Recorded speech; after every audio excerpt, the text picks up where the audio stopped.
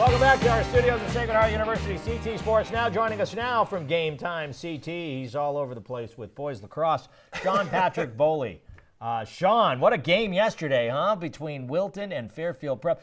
First off, what a story Wilton has been. Oh my God! A 1-7 start, and now here they are playing. 1-7 start, and they lost like all those games by overtime. They were. It was just they could not catch a break, and then they got injured. Right. They had some of their best players. Their goalie was injured. Their Ryan Schreiber, their All-American defenseman, he was injured. And here they got the revenge tour, as they're calling it. They are high flying. They were a little miffed that they had to play at Fairfield U. And I don't blame them. I mean, when you watch, you got the big board up there with the big portraits of the Fairfield Prep players. Look, that was a condition of using this facility. It's the best facility in Connecticut. I think they should play the championships here. I agree. But so they were a little. They got stuck in their craw a little bit, and it was one of the best games of the year. It was intense. There was just back checks, back and forth. You saw a few great saves by Andrew Calabrese. Yeah. The defenseman played great. You know, Tyler Previtt with getting the ground ball at the end. Yep. It was forced by Ben Lung.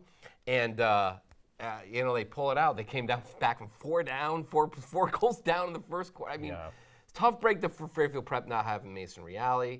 Their feeder, really great player. ACL injury?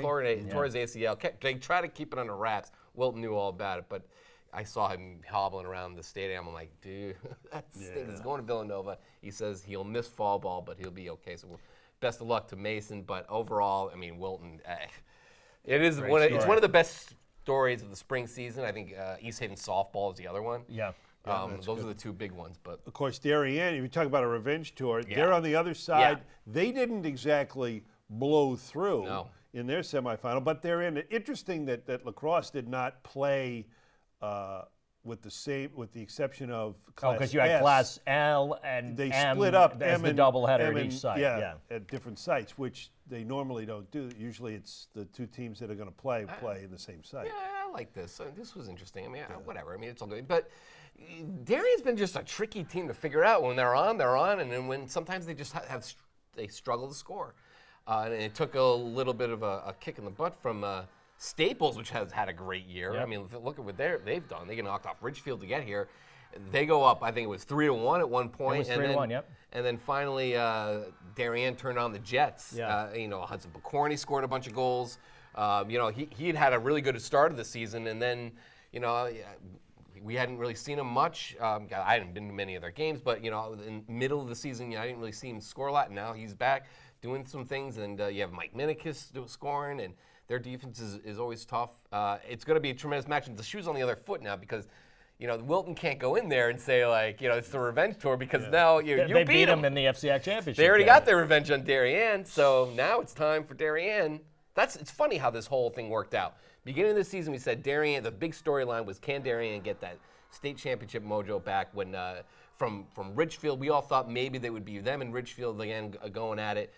Ridgefield got taken out, was on their own bracket as well, and then they now it's their time. Now it's their time to do something here. Now that it's like can Darien get it back against a Wilton team beating the FCI? So let me ask you, who do you like? I actually picked on our little podcast. I picked Wilton to start the tournament. I said they were going to get there. I thought they were going to play Darien in the final. I picked Darien to win. I think you can only keep a good team down, and they've been.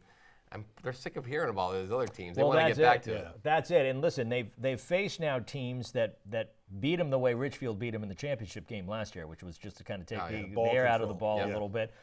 Very deliberate, only shoot when you got a shot and you've got the chance to get in the ball back. I think they've kind of overcome that a little. Staples tried that a little bit. It wasn't like Staples was playing keep away against them, but very deliberate in their offense. Yeah, the thing about Darien is you don't want them getting on the break. You don't want them on unsettled situations. Yeah. You don't want them getting a ground ball and running right down the field and scoring because they're one of the best teams in the state that can do that. Right. So that's kind of like what you got to play possession. Wilton can play possession.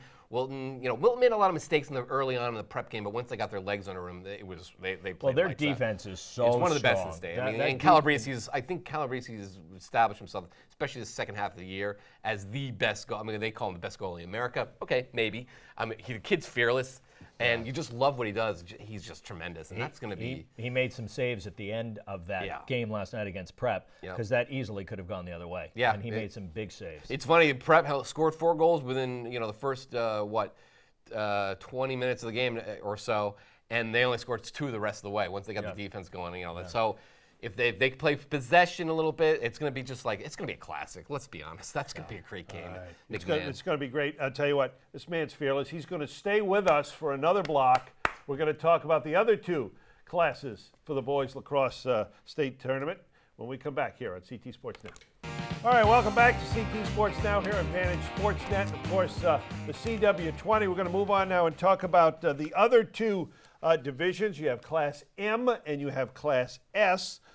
Which one would you, I feel like Alex Trebek, pick the category and give us the teams. Let's go with Class M because that's the way the video is stacked in the show. How about that? New Fairfield, I mean, I guess, anybody looking at this sees New Fairfield has already beaten Weston.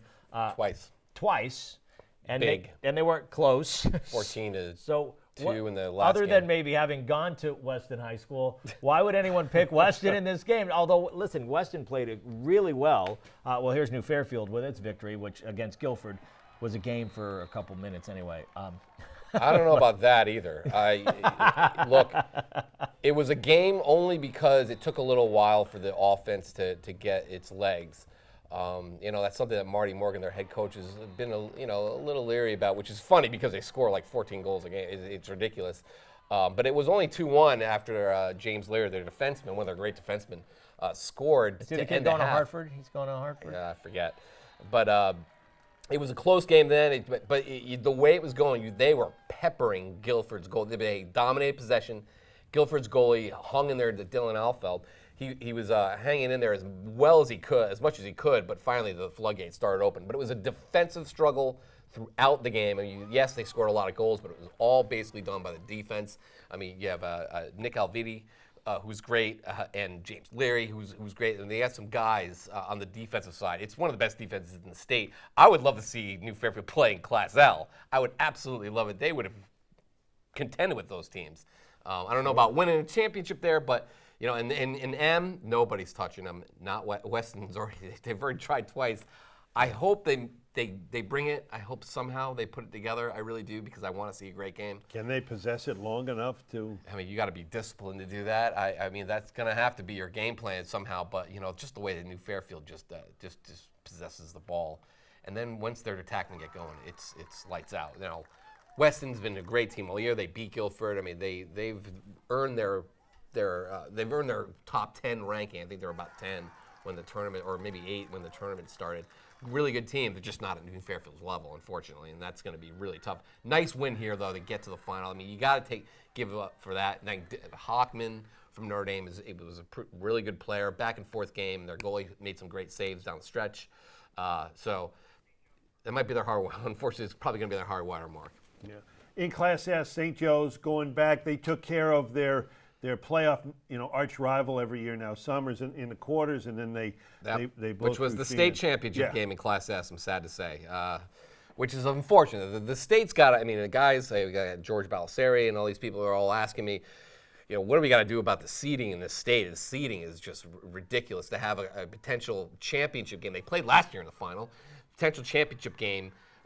In the quarterfinals, and there are a lot of people who are saying it was the championship game. Now, be careful on when you say that, because listen, this Bacon Academy team, you said it yourself before during the break, they lost to East Catholic by almost by 17-3 in the playoffs they got a year ago. Crushed last year. It's a much better team, but St. Joe plays in the FCAC. St. Joe basically gets beat up a little bit by the FCAC's top teams, and then they take the extra weights off and they go and play in Class S, which is it's a whole nother thing. I don't know if St. Joseph out of the FCAC should be playing Class S, but that's just the way it is. That's what happens they get their losses in the FCAC, right? And then they're a low seed. They were behind Sheehan. They're the 12th seed. They got to figure out. They got to figure out strength of schedule. If you play in the FCAC, you got to double it or something like that. No, it's true. It's it's out. They should be a top seed every year. It just makes it very difficult to take it out of the hands of numbers and make it more subjective. It's hard. They're really good.